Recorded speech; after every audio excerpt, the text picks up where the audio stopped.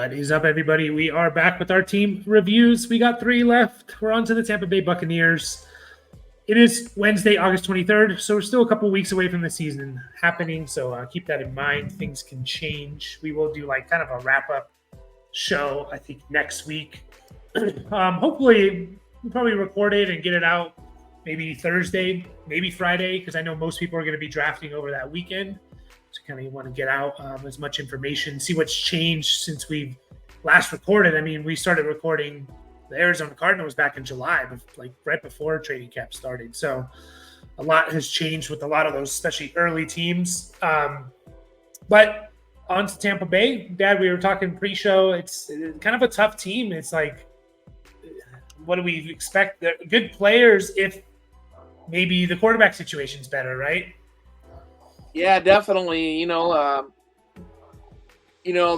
receiving duo has been on.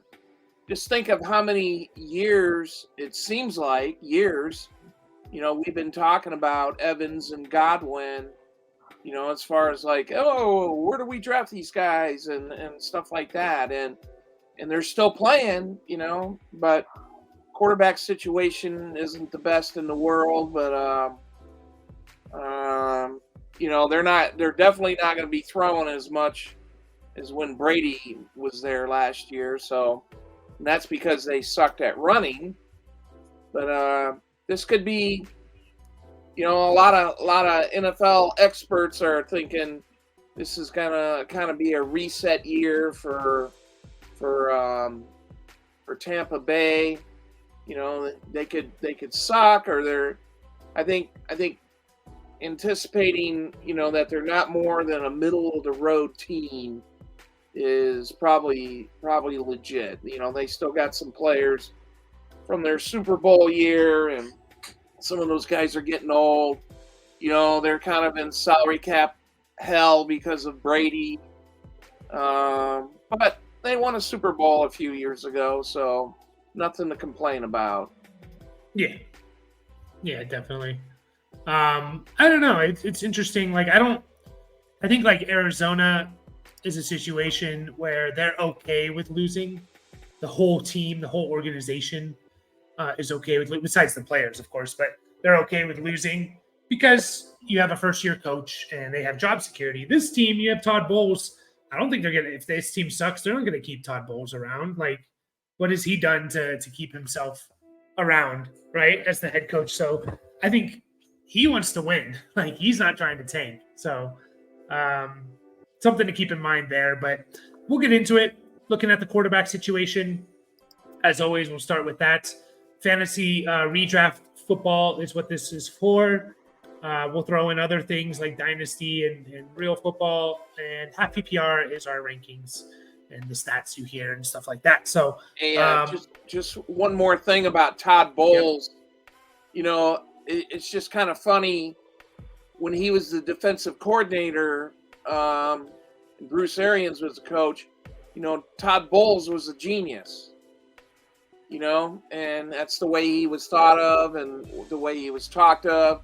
And he becomes the head coach, and all of a sudden, we're talking about firing the guy. So, yeah, some people are just better as coordinators, So yeah.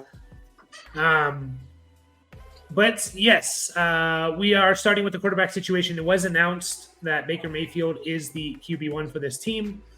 You mentioned it, Dad. They're not going to throw the ball as much as they did. They set records. I think they threw the ball. Part of that is because there's an extra game, but they threw the ball more than any team in NFL history, 751 times, which is insane. So everyone's numbers were inflated. I mean, freaking the running backs, Fournette and Rachaad White, had like 100 catches combined. Like, they each had like 50 catches or something. Like, everyone had a crap ton of catches because you were throwing the ball almost 45 times a game is what that came out to. So anyways, Baker Mayfield signed in the offseason. Obviously was the number 1 overall pick.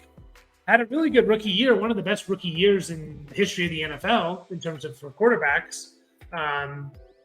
then had a down year, then had a good year in 2020, took the Browns, was it to the AFC Championship game against the Chiefs or divisional round or something? They played the Chiefs. They played them pretty well that year. And then he went to Carolina last year, sucked, and went to the Rams the last 5 weeks of the season when Stafford was no longer there. And he looked okay. He looked fine. He didn't look amazing, but he looked fine. Dad, Baker Mayfield, I think I know your answer, but no way that you're having him as your even as a QB2. Yeah, as a backup. Maybe, if I do, I'm just thinking I'm gonna play him on a bye week or something like that, because I don't know, this guy. I like the guy. I like, wish he was a little better. I like his attitude.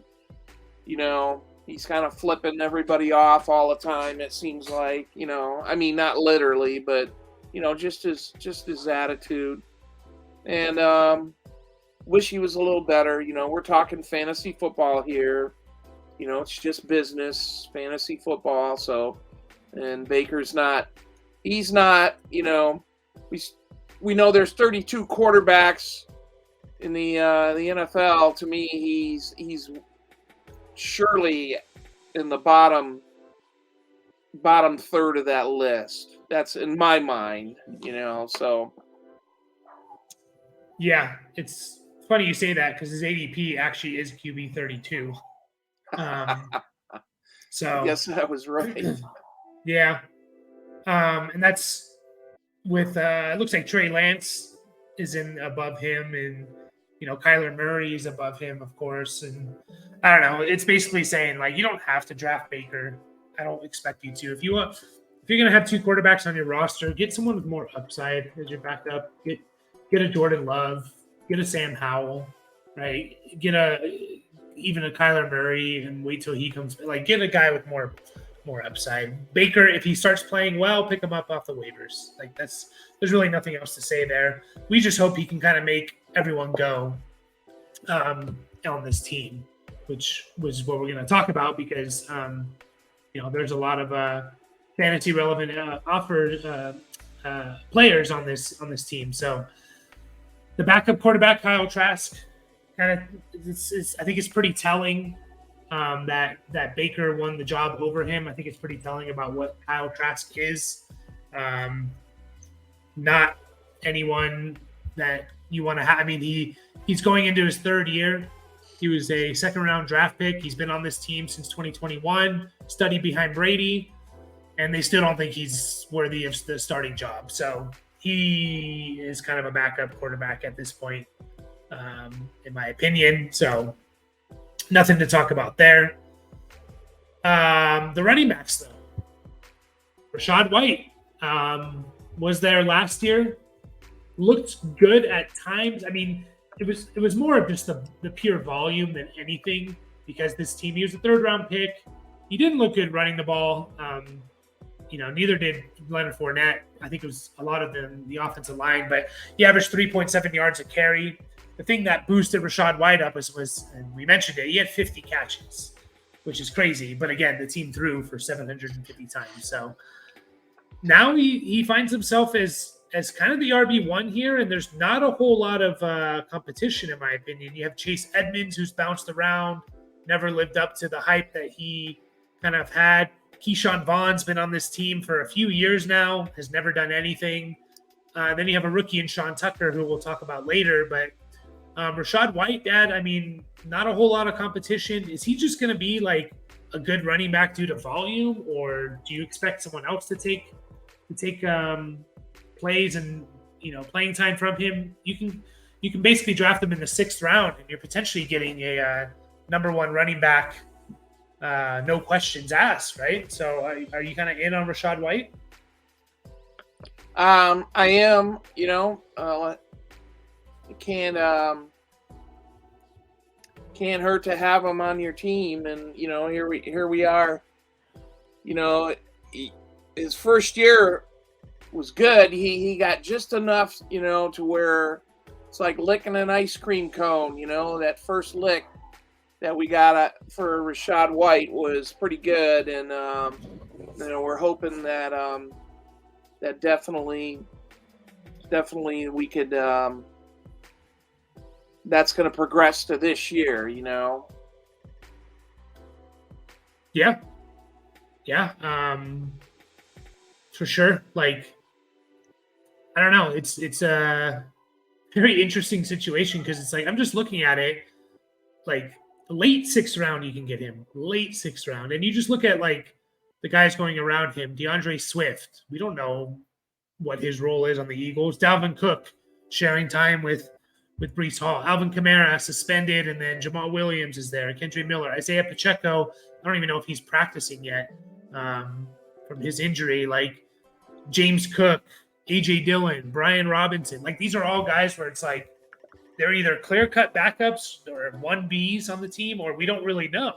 And then we look at Rashad White, it's like this guy could be the number one guy on this team, Like who's really, really gonna take carries, catches from him? I don't really see it. So I like Rashad White and just like the pure, maybe he's not very good, but pure volume. Volume is king in the fantasy football. And he could get 200 plus carries and he could get 50 catches, maybe not 50, maybe 35, 40 catches. And like, that's super valuable. So there's not many RB1s you can draft in the late sixth round. And Rashad White is one of them, is kind of how I look at it. So I'm kind of all in on Rashad White. He's the perfect, I don't know what the qualification of a zero RB is, if it's no running backs in the first 6 rounds or whatever, but like you could theoretically get 4 or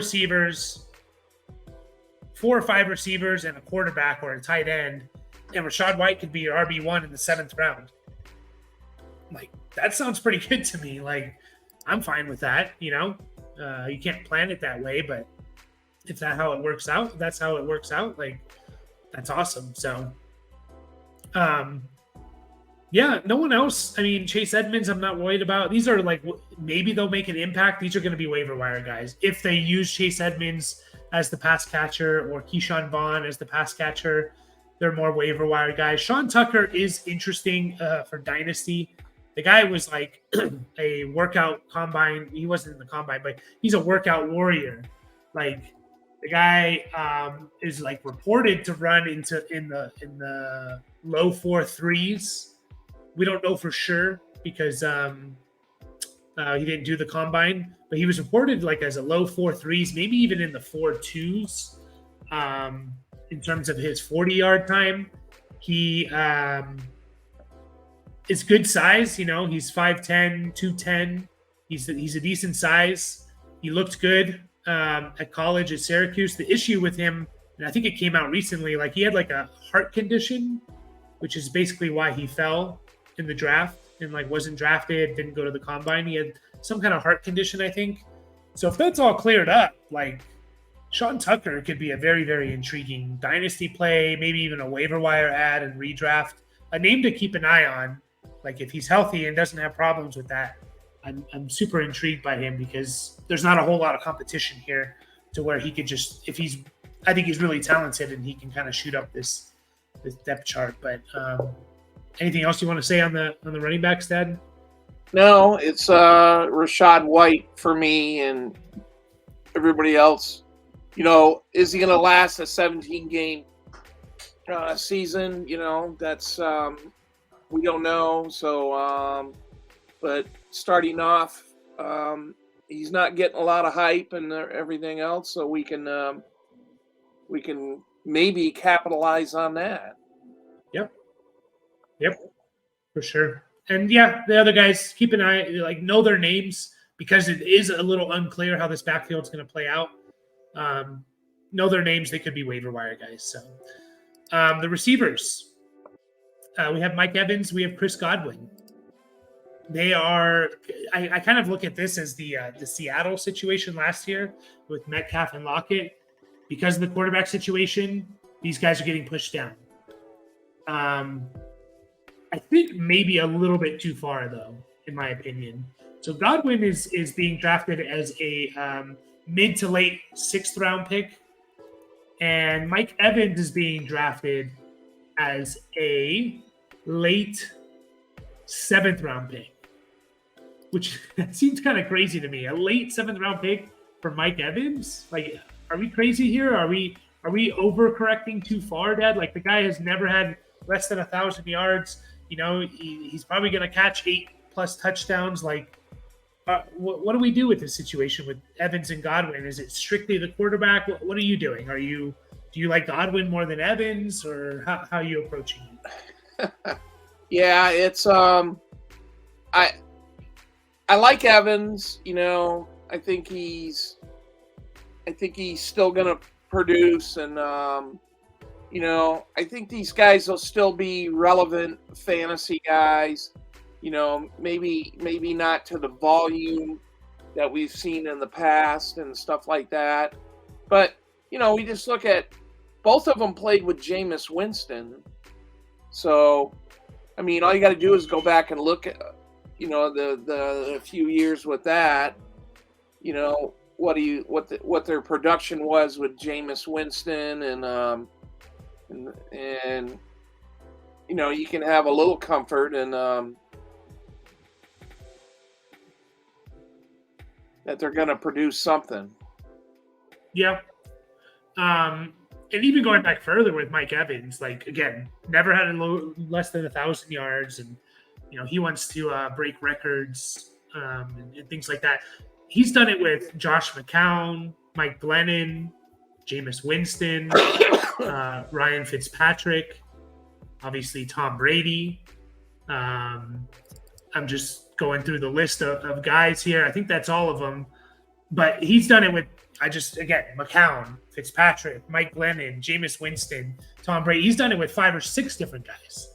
So, I don't know. Is Baker Mayfield that bad to where now we're not even saying that we're saying that Mike Evans is the wide receiver 32? Like, he's a wide receiver 3 now? I don't know. It seems like you're getting pretty good value with both these guys. Both these guys not being drafted as a wide receiver 2. And I'm not going to be shocked if both of them are. We've seen, I mentioned it in the pre-show, I think it was 2018, 2019. Baker Mayfield had Jarvis Landry and Odell Beckham over 1,000 yards. So it's not like he's never produced 2 fantasy relevant receivers. I'm just double checking that year. It looks like, let's see what they did here. Jarvis Landry was the wide receiver 13 that year. Odell Beckham looks like the wide receiver 26. So you basically 2 top 24, almost 2 top 24 receivers. I don't know. It seems like we're going too far, in my opinion. And one other thing I'll say is Baker Mayfield has actually been one of the best quarterbacks in terms of deep passing, in terms of, 20 or more yards down the field. That's where he's. If you hang your hat on anything with Baker, it's that. And I think I heard that he had more like deep passes than like completions than like Joe Burrow last year. He was one of the highest graded deep passers in the NFL, basically in his whole career. And who's that play into? That plays into Mike Evans, right? That makes Mike Evans, in my opinion, intriguing. I don't know. I'm kind of in on both these guys because they're at such a good value. Yeah, you're drafting them as wide receiver 3s. Like, what is Mike Evans' worst year? Like wide receiver 16 or something? Like, I don't know. I think we're going way too far. And Baker has looked good in the preseason. I will say that. Baker's looked good in the preseason. I think he can be good enough, especially if you funnel all the targets to these 2 guys. Because you look beyond it, especially with Russell Gage, basically blowing up his knee. He's done for the year. Trey Palmer, a rookie, I think he's like a 5th-round pick, is kind of their wide receiver 3 here. So, like, to me, it's Evans and it's Godwin and it's no one else. So, I don't know. Anything else? 6th-round pick for Trey Palmer, by the way, who I like as a dynasty stash, by the way, but I don't expect him to do much this year. I think it's just going to be even if Baker throws for 3,500 yards, if both Mike Evans and Godwin get 50% of that, or 60% of that, let's say, or anywhere between 50-60%, like you're looking at both of them as 1,000-yard guys, Yeah, Does that I would. change your opinion? Yeah, I would lean to what you're saying. That I think the demise of Mike Evans and Chris Godwin, we're not quite there yet. We might be on the back end, of their careers, especially Evans, but he hasn't dropped off. Just like you said, No, and he, he's a big receiver. You kind of throw the ball up to him, and he's proven, like, a lot of times those receivers don't pan out in the NFL, like the guys who can't create a whole lot of separation and rely on, contested catches. Evans obviously has proven that he's that kind of guy. And so even if he can't create separation, he's still going to beat you by being taller and stronger than you. So he just turned 30, literally like 2 days ago. He turned 30 years old. So it's not like he's like, oh my God, he's so old. There's been plenty of receivers who've had really good 30-year-old seasons. I don't know. I just think we're going way too far especially with Evans. Godwin, okay, I can see, he's a 6th-round pick. Like, okay, that's fine. But Evans, like, man, almost in an 8th round is kind of crazy to me. So I just look at the guys like he's going around George Pickens. What? Like, that's crazy, like, to me. Even like a Michael Pittman, like, give me Mike Evans, So no one else to talk about in this receiver room with Russell Gage getting hurt, unfortunately. Again, Trey Palmer, dynasty stash guy. I like him. I think he's intriguing, but I don't expect him to do too much this year. But he's going to get a shot now with Russell Gage hurt. And then the tight ends, I'm not really in on. If we're out on Godwin and Evans, then we can't be in on the tight end, who Cade Otton is being drafted as the tight end 36. So not even in the top 30. There's 32 teams, and Cade Otton's outside of that. Anything you want to say about Cade Otton, Dad, who's a second-year guy?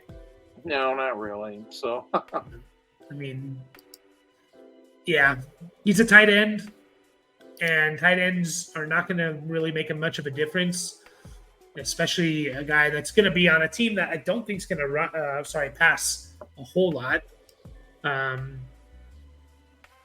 There's really nothing to say. So basically, Buccaneers are pretty easy. We're out on Baker, and I think because of Baker, you're potentially getting value on Rachaad White, Mike Evans, and Chris Godwin. Rachaad White is potentially a workhorse, bell cow, 3-down running back that you're getting in the late 6th round, which you can't find. Mike Evans, for whatever reason, is being almost drafted in the 8th round as like a wide receiver 3. Godwin's being drafted as a wide receiver 3. Both those guys should be more like wide receiver 2s. So yeah, pretty easy in my opinion. And this could be the Seattle situation last year where you got values on Metcalf and Lockett because of Geno. So we're going to finish up there. Dad, you said you think they're going to be pretty bad. You think they're last place. You think they could surprise and win the division? I mean, yeah, if they're 8-9 or 9-8, I'd say that's a huge year for the Tampa Bay Buccaneers. They still have some players that are relevant from their Super Bowl year. They're getting a little older. I think they got $75 million in dead cap money. Ideally their quarterback situation is a 1-year thing. So there's just I don't think we're expecting a whole lot out of Tampa Bay. But are they going to show up and play every Sunday? Yeah, they are. And are they going to be in a playoff contention? I'd be shocked. I don't see it, but yeah. But I mean, you think about that division: Atlanta, Carolina, the Saints. Like, there's no clear cut. This is the dominant team, So Yeah, I'd say either Atlanta or the Saints, but I know everybody's kind of in on the Saints because of Derek Carr, but yeah, but do you see those teams like locked for double-digit wins? Like I don't. no, I wouldn't be surprised if we have another 8-9, 9-8 type of winner. So I don't know. Like you talked about it, like they still have guys that have won Super Bowls, right? On this team, like you still have Mike Evans, you still have Chris Godwin as your receiving core. You know, you still have some defensive players there that are not just going to lay over. Like, you know, I think they drafted. Go ahead. Last year their offensive line was terrible, and they had injuries with their center. I think one of their guards. They cut their left tackle, Donovan Smith, in the offseason, and they moved the right guy, Tristan Wills to left tackle. So if they have any idea about winning, it's got to be through the offensive line and stuff. So that's got to be a little more relevant than it was last year. Brady was getting killed last year. But then, then you look at the defensive side, it's like you have Vita Vea, Devin White, Levante David, Shaquille Barrett, Antoine Winfield Jr., Carlton. These are guys that are like won Super Bowls and were part of the reason they won. They shut out Mahomes, and made him look silly. Like, and they drafted Kalijah Cansey, like from Pitt. Like, I don't know. Like, it's just one of those things. Like, yeah, Buccaneers suck. And then you look at it, it's like, well, do they? They drafted a guard in the second round. They have one of the best centers, and Tristan Wirfs is a good. Matt Filer, who was with the Chargers for a while, was a good guard. Like, I don't know. Like, this team could be a lot better than we think. So I wouldn't be surprised if they win the division. But we're going to finish up there. We have two more teams. We have the Tennessee Titans and we have the Washington Commanders. So we'll be back with Titans next.